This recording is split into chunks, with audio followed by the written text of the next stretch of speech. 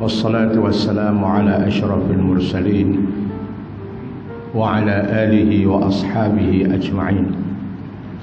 سبحانك لا علم لنا إلا ما علمتنا إنك أنت العليم الحكيم.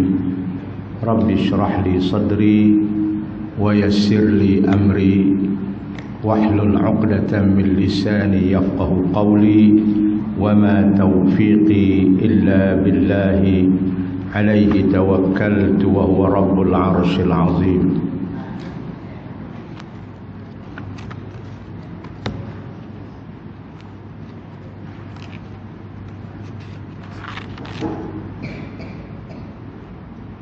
Yang berbahagia datuk-datuk, datin-datin, tuan-tuan dan puan-puan yang dirahmati Allah sekalian. Hari ini apa bulan 10 hari bulan 12 saya mula mengajar kuliah bulanan di masjid ni. Masjid apa nama? Masjid Ar-Rahman. Ini adalah usaha Datuk Noh kita. Dia duk kecek saya sampai saya pun tak teramak lah, main jugalah, walaupun saya program ketat.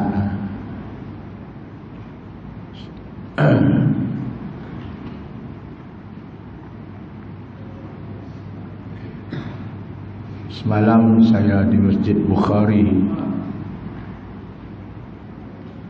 malam ni di Masjid Al-Umrah, besok pagi di Darul Hadis Patsi, petang saya di rumah saya,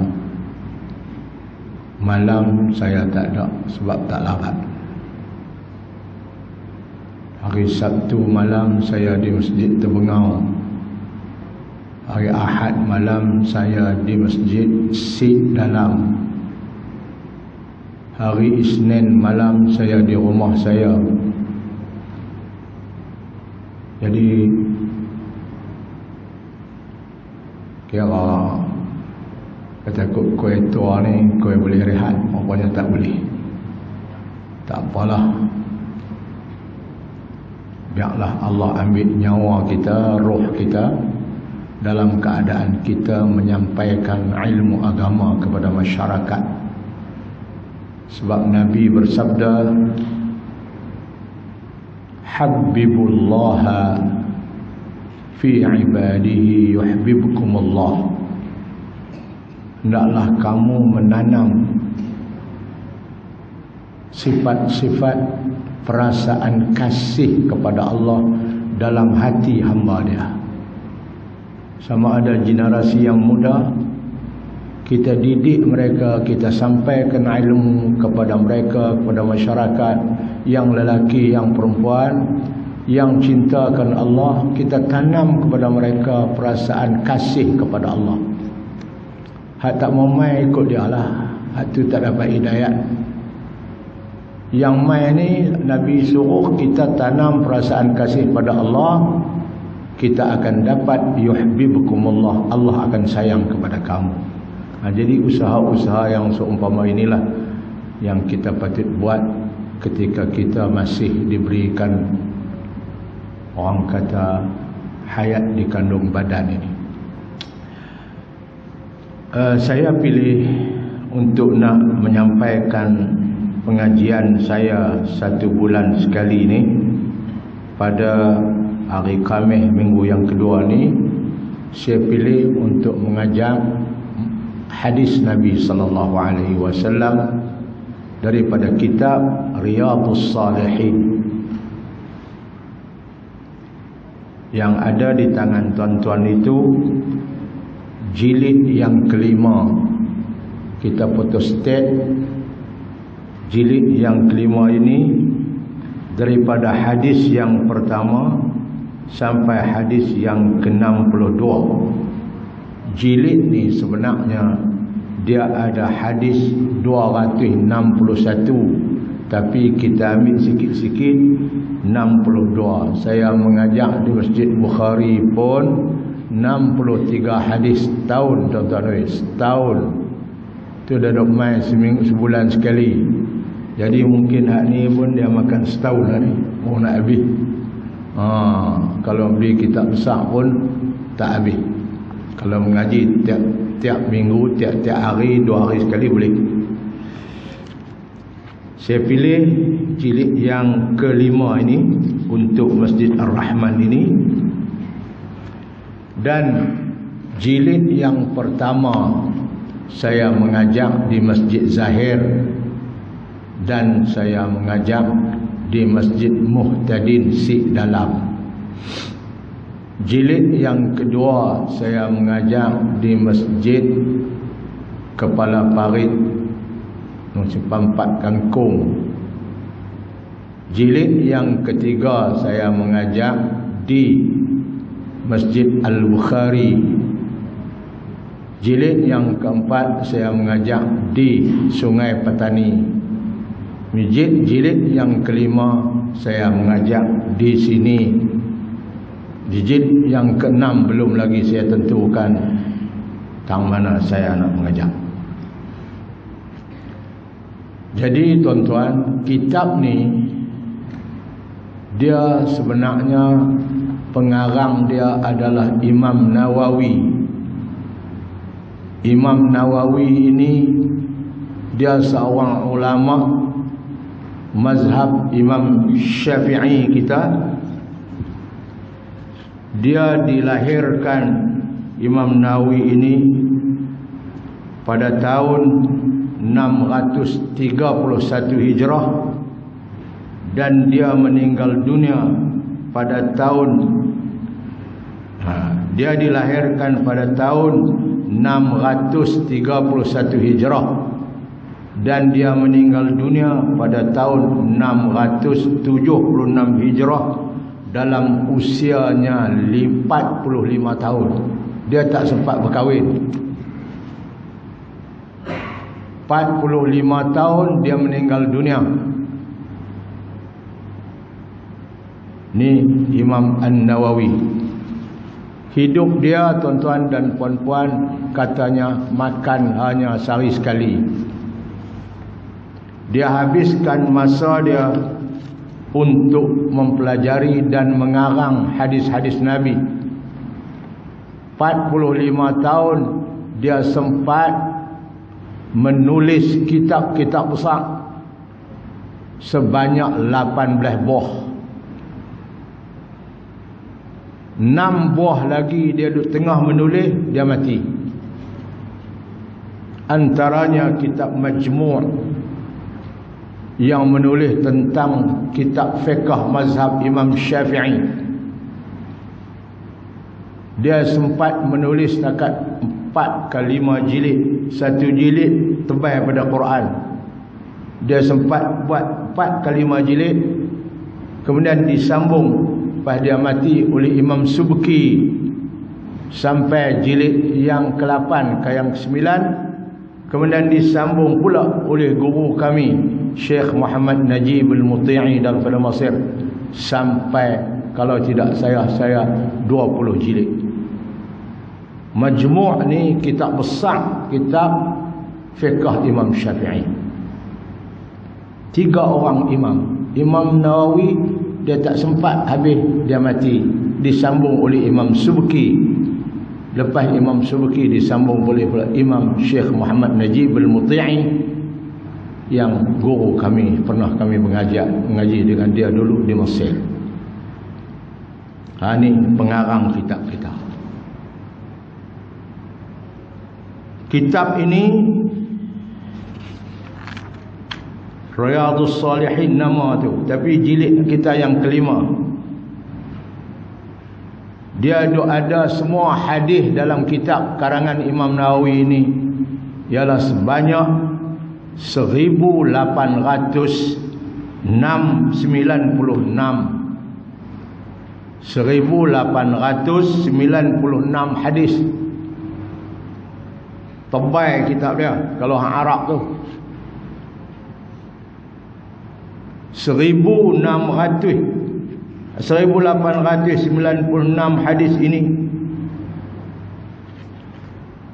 dibahagikan kepada 5 jilid. Jilid pertama, jilid kedua, jilid ketiga, 4, 5, 6, dan diterjemahkan oleh pihak JAKIM ke bahasa Malaysia dan dibahagikan 1896 hadis ini kepada 6 jilid. Jilid yang kelima yang kita baca ni ada 261 hadis. Dalam hak kita ni hak kecil ni baru 62 hadis. Jilid kelima saja ada 261. Jilid yang pertama, kedua, ketiga, empat, jumlah semua ada 1896 hadis. Pihak JAKIM telah berusaha meminta seorang teman saya lah, masih ada di Awang Kedah, orang daripada Kubang Rotan, Profesor Media tu nama ada situ, Dr. Abdul Wahab bin Muhammad Saleh, pensyarah Universiti Kebangsaan kat Melaya, tahu? Dialah yang menterjemah dalam bahasa Malaysia hadis-hadis sebanyak 1896 ini, serta menghuraikan pengajaran yang kita dapat daripada hadis itu. Kemudian apabila dia siap, diserah untuk disemak oleh guru saya, Datuk Syekh Haji Ismail Yusof, bekas Mufti Kelantan dulu, dan dia merupakan mertua kepada Datuk Mahmud Zuhdi. Saya mengaji kat dia dulu di Kelantan. Dia ini alim, dia mengaji di Mekah dulu ni, sebelum dulu-dulu.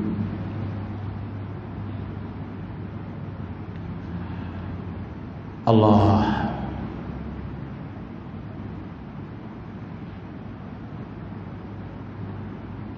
Imam Nawawi mengarang kitab ini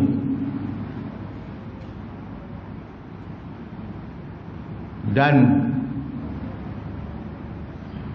dia telah pun menamatkan pengumpulan hadis-hadis dia ini pada 4 Ramadan tahun 670. Selepas itu 6 tahun 676 dia meninggal dunia. Ni pengarang kitab kita ni. Jadi tuan-tuan, itulah sedikit saya nak cerita tentang ni. Kalau kita nak habis baca daripada jilid pertama sampai jilid yang ke-6 dalam bahasa Malaysia ni 1896 hadis, mungkin tok guru mati dulu ataupun murid mati dulu baru habis. Banyak ni. Bila kita mengaji sebulan sekali pula tu. Saya dulu mengaji hadis Tirmizi. Hadis Imam Tirmizi ni kami mengaji di Kelantan dulu. Yang mengajak kami Syekh ni lah, Syekh Mufti ni, Haji Ismail Yusof ni. Dia mengajak seminggu 3 kali. Hari Selasa, Rabu, Khamis lepas asar. Selasa, Rabu, Khamis lepas asar. Seminggu 3 kali. Lepas dia keluar pejabat dia main mengajak kami. Itu pun tuan-tuan, hadis Imam Bukhari ni, Imam Tirmizi ni bukan banyak. Ada hadis dia lebih kurang 3,956 hadis saja. 3,900 dekat 4,000. Itu pun kami belajar seminggu 3 hari, makan masa 6 tahun baru habis. Khatam sekali 3,900. Jadi tak apalah, Tok Guru pun mati habis lah. Daripada tahun 1971 sampai 1976. Baik tuan-tuan, saya nak sebut sikit lah belum kita mengaji hadis ni.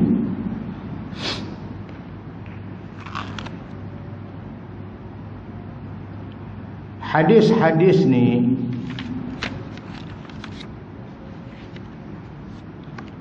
dibukukan, ditulis pada abad yang ketiga. Imam Al-Bukhari yang lahir tahun 194, yang mati tahun 256, dia telah pun menulis dan mengambil hadis-hadis, dibukukan di dalam kitabnya yang berjumlah lebih kurang 7,500 hadis. Dan dia mengambil masa, ini sebagai contoh, Imam Bukhari, dia mengambil masa selama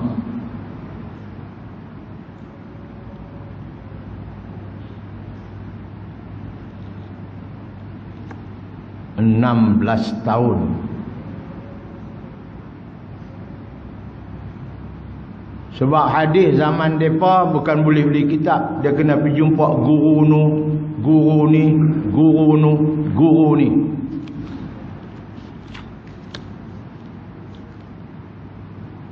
Dia kata dia selesai mengarang hadis, dia 16 tahun. Imam Muslim 15 tahun. Cuma Imam Al-Bukhari punya hebat kitab hadis dia. Sebab itu ulama kata, lepas pada Quran, kitab yang paling sahih atas muka bumi ini ialah hadis Imam Bukhari. Dia ada 7,000 hadis lebih. Dan Imam Bukhari kata, wa ma wada'tu fi kitabi hadithan illa sallaitu qablahu rak'atain. Aku tidak meletakkan satu hadis pun dalam kitab aku ni sebanyak 7,000 lebih ni, kecuali aku semayang dulu 2 rakaat sunat. Baru dia tulis. Kalau 7,500 lebih hadis, berapa ribu rakaat dia semayang, tuan-tuan? Tu orang-orang dulu. Dia mati umur dia 62 tahun saja, tuan-tuan. Imam Bukhari. Ini yang ulama-ulama hadis abad yang ketiga. Sebab itu antara dia sampai kat Nabi, kebiasaannya ada 5 ataupun 6 lapis perawi. Sebab dia bukan tak jumpa dengan Nabi, sebab dia lahir tahun dekat 200 tahun, 100 tahun lebih Nabi wafat, baru dia lahir. Mana dia sempat jumpa dengan Nabi. Tapi dia ambil hadis daripada pertama sekali sahabat-sahabat Nabi, kemudian tabi'in, kemudian atba'ut tabi'in, sampai kat dia tu kadang-kadangnya 6 orang baru sampai kat Nabi, kadang-kadangnya 5 orang. Saya bagi contoh sikitlah pengajian. Saya bagi contoh satu.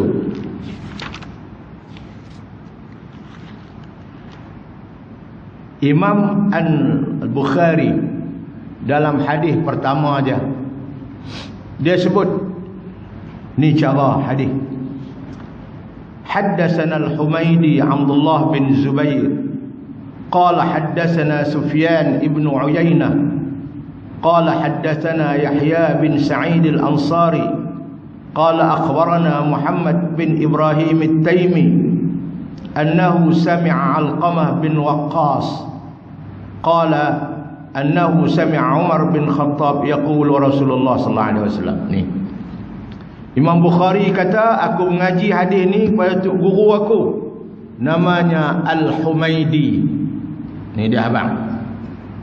Tok guru aku ambil hadis ni daripada tok guru dia, namanya Sufyan ibn Uyainah. Tu titih baris. Hak tu dia panggil sanad. Dalam bahasa tu panggil sanad. 2. Sufyan bin Uyainah kata, aku mengaji hadis ni daripada tok guru aku, Yahya bin Sa'id Al-Ansari. Yahya bin Ansari kata, aku mengaji hadis ni daripada Muhammad bin Ibrahim Taimi, tok guru aku. Muhammad bin Ibrahim Taimi kata, aku mengaji hadis ni daripada Alqamah bin Abi Waqqas.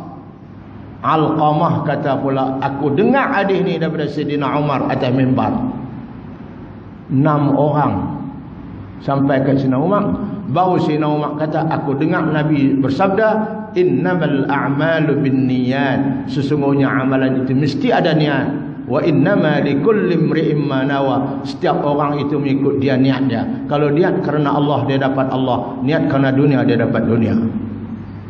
Ni antara Imam Al-Bukhari nak sampai kat Nabi itu ada 6 generasi. Ini dia panggil sanad. Sampai teratu tuan-tuan depa cermat. Tok guru depa tu dah ada sanad daripada satu ke satu 7,500 hadis ni semua ada sanad. Ada yang 5, ada yang 6. Kebiasaan 5 dengan 6 dah. Ada yang 4. Itu dia tuan-tuan hadis. Nak jaga Islam ni, nak pastikan bahawa betul keluar hak ni daripada mulut Nabi. Orang hak ni atuk guru 6 orang ni bukan orang sembarangan tuan-tuan. Orang yang tak pernah pembohong. Orang yang dekat dengan Allah, para awliya illah. Sebab itu hadis mereka jadi hadis sahih. Sebab itu hadis Imam Bukhari, kata para ulama, sesahih-sahih kitab selepas pada Quran atas muka bumi ialah Sahih Bukhari.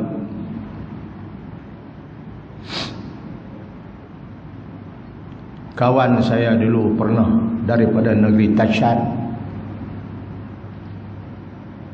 dia nama Abdullah. 40 tahun dulu dia duduk mengaji di Al-Azhar. Saya duduk di asrama dengan dia. Asrama untuk foreign student ni ada 83 rakyat daripada Tanzania, daripada Malaysia apa semua. Ada 30 buah asrama. Satu asrama tu 4 tingkat penuh. Saya dengan bilik dia sebelah menyebelah. Saya duduk sembang dengan dia. Dia cerita, negeri kami di Tashad, hadis-hadis ni kami tulis tangan. Hadis Bukhari kami tulis tangan. Al-Quran ada yang dicetak, tapi hadis ni kebanyakan kami tulis tangan mengaji hadis. Tapi berkatnya hang nak tahu, kalau kami tanam gandum, tiba-tiba gandum kami dimakan oleh ulat. Negeri kami tak ada ni, nak cari ubat-ubat ni kami susah, tak ada. Kita tak apa, kita sembok kan, mereka tak ada. Habis yang kau buat mana? Kami naik kalde kah, kami naik kuda kah, bawa hadis Bukhari yang kami tulis tangan ni, pusing 3 pagi, ulat lari habis. Tu dia punya berkat tuan-tuan. Tapi hak cetak lagu ni dia tak berkat lah. Hak tulis tangan, sebab dia nak tulis Bismillahirrahmanirrahim. 3 hari 3 pagi je buat naik kuda pusing, ulat lari habis dia kata. Itulah cara kami berubat pokok gandum kami kalau ulat serang. Bawa hadis, kitab hadis yang kami tulis tangan, yang ditulis oleh tuk guru kami, pusing saja 3 pagi ulat lari habis. Itu dia tuan-tuan, berkat tak berkat. Sebab Al-Imam Al-Ghazali, Al-Imam Al-Bukhari, dia kata, aku tidak letak satu hadis pun dalam kitab aku. Aku semayang dulu 2 rakaat. Tuan-tuan, itu kitab hadis tuan-tuan yang mereka buat. Baik. Jadi di dalam dunia hadis ni ada 6 buah kitab yang besar. Dia panggil Sunan Sittah. Suatu hadis yang ditulis oleh Imam Al-Bukhari. Yang kedua hadis yang dibukukan, yang ditulis, yang dikumpul oleh Imam Muslim. Yang ketiga hadis yang ditulis dan dibukukan oleh Imam Abu Daud As-Sijistani. Dan yang keempat, kitab yang dibukukan dan dituliskan oleh Imam Tirmizi. Yang kelima, kitab yang dituliskan oleh Imam An-Nasai.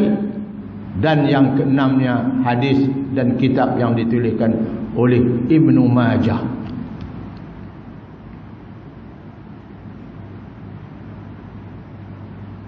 Ini semua ulama-ulama besar hadis. Ada kitab-kitab lain tadi, tetapi inilah kitab yang menjadi kitab yang orang panggil sebagai sebutan orang yang mengaji hadis. Jarang orang yang nak mengaji hadis ni. Bukhari saja ada 7,000 lebih. Muslim pun 7,000 lebih.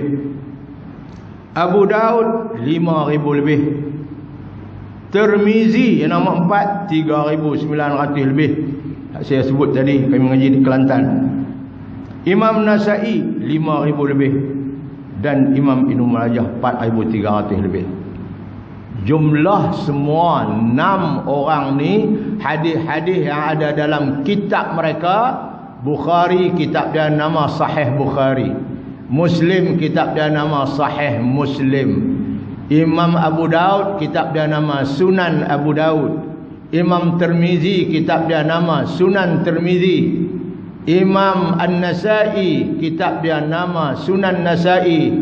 Dan kitab Ibnu Majah namanya Sunan Ibnu Majah. Jadi 6 buah kitab hadis ini hadisnya berjumlah lebih daripada 34,000 hadis.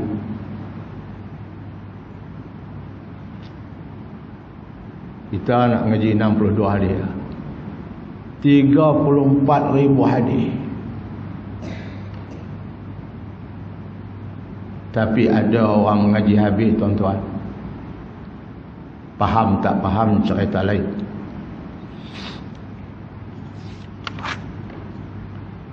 Baik tuan-tuan, ni penganiayaan sikitlah. Saya nak cerita lagi.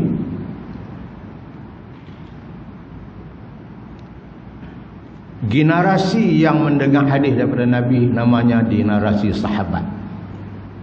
Ulama-ulama hadis mengkategorikan ada 7 orang para sahabat ini dianggap sebagai sahabat-sahabat yang banyak menghafal hadis daripada Nabi. Ada 7 orang. Abu Bakar tak masuk, Umar tak masuk. Mereka tak banyak hafal hadis Nabi. Mereka dengar tahu, tapi mereka tak banyak hafal. Ada 7 orang. Nombor 1 sekali Abu Hurairah. Kita pernah dengar nama Abu Hurairah. Abu Hurairah ni dia nama Abdul Rahman bin Sakhrin. Tapi dia suka anak kucing. Dia suka. Suatu hari Nabi berjalan-jalan dengan dia, dan Nabi jalan-jalan jumpa dia tengah jalan. Dia pun berhenti. Nabi tengok ada benda duk menguit dalam tangan baju dia. Tangan baju luar ni ada menguit. Nabi kata, Abdul Rahman, apa dia dalam tangan kamu duk menguit tu?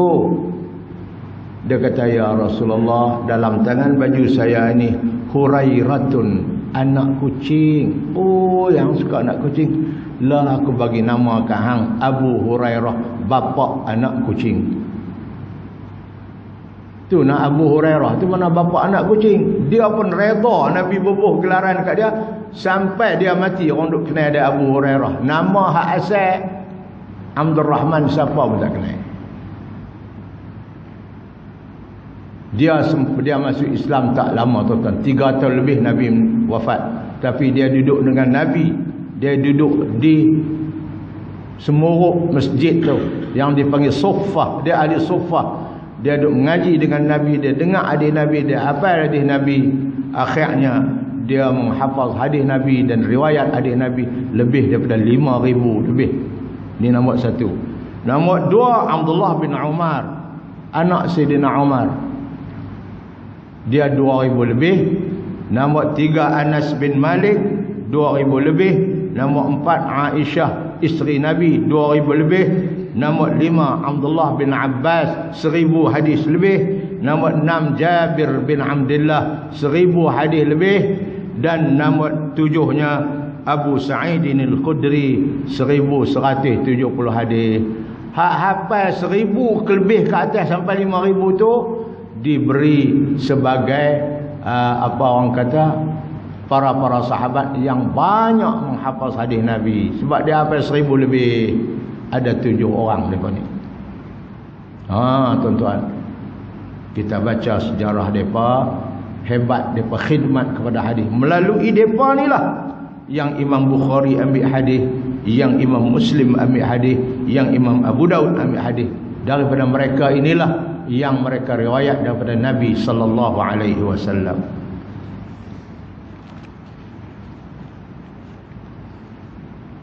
Nabi bersabda, "Naddarallahu ra'an sami'a maqalati fawa'aha fa'addaha kama sami', farubba muballighin aw'a min sami'in." Allah akan memberi cahaya bersinar-sinar muka orang-orang yang dengar hadis daripada aku, kemudian dia jaga hadis itu, dia hafal elok-elok, kemudian dia ajak orang lain pula. Orang yang tolong menyampai hadis Nabi ni di akhirat kelak muka mereka berseri-seri. Yauma tabyaddu wujuhun wa taswaddu wujuh. Ni dalam surah apa? Ali Imran. Antara orang yang Allah akan bagi cahaya muka berseri-seri sebab dia mengaji hadis, dia hafal hadis, dia ajak hadis kepada orang. Ni Nabi kata, "Naddarallahu ra'an sami'a maqalati fawa'aha fa'addaha kama sami'." Kemudian dia sampai kepada orang macam mana dia dengar. Farubba muballighin aw'a min sami'in. Dan banyak juga orang yang jadi anak murid itu, dia lebih faham tentang hadis yang kalau kita sampai dengan elok, dia banyak kefahaman yang dia boleh faham daripada orang yang menyampai itu sendiri. Tuan-tuan, tapi sayanglah ni tuan-tuan, orang tak mengaji hadis ni. Saya sebab itulah antara pengajian saya ambil pendekatan untuk mengajar hadis ni.